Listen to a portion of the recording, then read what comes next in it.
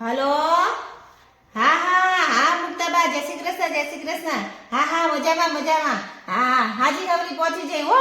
હા હા હા અહીંયા તો મજા જ હોય ને, પણ આપણને અહીં ખોરવાય જ નહીં. હા હા પાછું અહીંયા તો કોઈ આપણે પાડીએ જ નહીં. આપણે અહીંયા હોય ને તો આ શેરીમાં જતા હોય ને તો એકાદ બે નહીં બોલાવીએ. આપણે તો શું વળી અહીંયા આપણે તો હાલતા જઈએ પંચાયત કરતા જઈએ. ગામના પાદરે ભેગા થઈએ ને તો એ પંચાયત કરી દઈએ, અને શાક લેવા જઈએ ને તો એ પંચાયત થઈ જાય. તો વળી અહીં તો કોઈ પંચાયત કરનારું નહીં, અને મારે તો ઘરમાં પંચાયત કરવા માટે જીવવું જાય.